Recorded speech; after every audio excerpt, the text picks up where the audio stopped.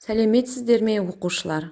Бүгінгі қазақ әдебиет сабағынан өтетін жаңа тақырыппен таныс болыңыздар. Қыз жібек жыры, Сансызбайдың төлегенді іздеп шығуы, Сансызбай мен жібектің кездесуі, Сансызбай мен Хореннің айқасы. Бүгінгі сабағымыздың оқу мақсатымен таныс болыңыздар. Көркем шығарманың мазмұны мен пішіні, әдеби шығарма сюжетінің құрамдас бөлшектерін талдаңыз. Сіздер өткен сабақтарда қыз жібек жыры туралы мәліметтер алдыңыздар. Олай болса, ой түрткі сұрақтарына жауап беріп көріңіздер. Қыз жібек жырына арқау болған қандай оқиға және шығарма желісі арқылы қандай ой қорытасыңдар? Қанекей балалар, осы сұрақтарға бірлесіп жауап беруге тырысайық. Қыз жібек жырына арқау болған төлегеннің жар іздеп шығуы. Ал шығарма желісінде қазақ халқына тән салт дәстүрдің құндылығы көрініп, ғашықтар арасындағы сүйіспеншілік суреттеледі. Өте жақсы оқушылар. Сіздер алдыңғы сабақта Сансызбайдың төлегенді іздеп шығуын, Сансызбай мен жібектің кездесуін, Сансызбай мен Хореннің айқасы бөлімдерінің мазмұнымен таныстыңыздар.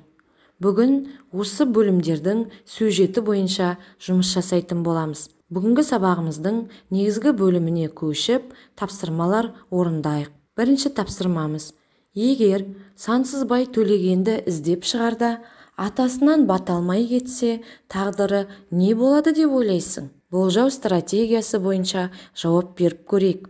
Салт дәстүрмен байланыстырып, нақты жауап береміз. Бағалау критерийі: әдеби шығарманың сюжетін талдайды. Дескриптор: салт дәстүрмен байланыстырады, нақты дәлелмен жауап береді және батаның адам өмірінде алар орнын түсінеді. Осы тапсырмаға жауап берейік. Егер Сансызбай төлегенді іздеп шығарда, атасынан бата алмай кетсе, жолы болмас еді. Төлегенге әкесі оң батасын бермей, жолы болмады. Қазақ халқы үшін батаның адам өмірінде алар орны ерекше.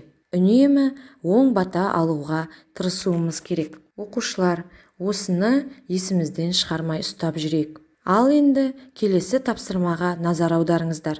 Әуелі: бас қосқаным жағал байлы, жылқысын көптігінен баға алмайды. Өлгені төлегеннің рас болса, құдайым қыз жібекті неге алмайды?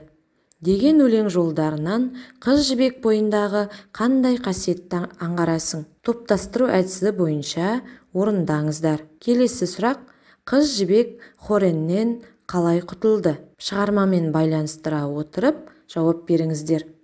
Бағалау критерийі: әдеби шығарманың сюжетін талдайды.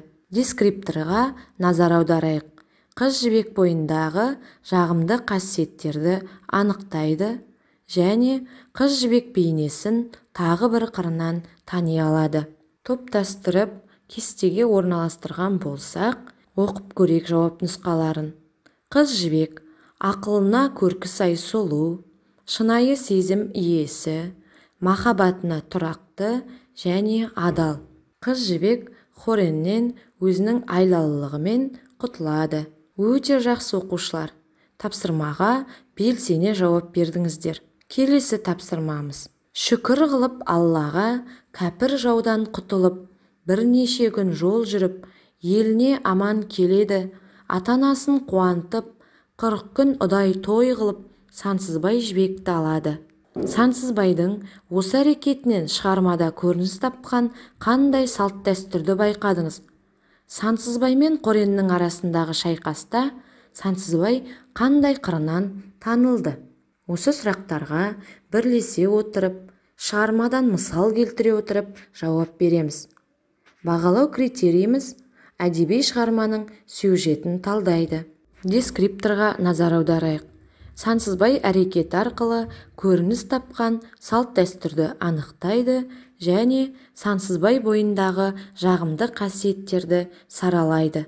Олай болса, тапсырманы орындаймыз. Тапсырманы орындап болсаңыздар, мына жауаппен салыстырайық. Шығармада көрініс тапқан әмеңгерлік салты. Әмеңгерлік салты бойынша Сансызбай қайтыс болған ағасы төлегеннің жары жібекті өзіне жар етеді. Ал келесі тапсырма: Сансызбайдың жауабы: Сансызбай қандай? Сансызбайдың бойында қандай ерекше қасиеттерді байқадық? Сансызбайдың бойында батылдық, күштілік, батырлық және адалдық көрініс табады. Оқушылар, біздер бүгінгі сабағымызда шығарманың сюжеті бойынша жұмыс жасадық. Ал енді бүгінгі сабағымызды қорытындылап, үй тапсырмасына кезек берейік. Үй тапсырмасына мұқият назар аударыңыздар. Шығарманың композициялық құрылысын сәйкестендіру кестесіне орналастырыңыз. Мұқият жазып аламыз. Оқиғаның басталуы: Төлегеннің қаршығамен кездесуі. Оқиғаның дамуы: Сансызбайдың жібекпен бас қосуы. Оқиғаның шиеленісуі: Төлегеннің жар іздеуге аттануы. Оқиғаның шарықтау шегі: Төлегеннің мерт болуы. Оқиғаның шешімі: Қыз жібекпен Төлегеннің кездесуі. Үй тапсырмасы сіздерге қиындық тудырмайды деп ойлаймын. Сонымен бүгінгі сабағымыз аяқталды. Қош, сау болыңыздар.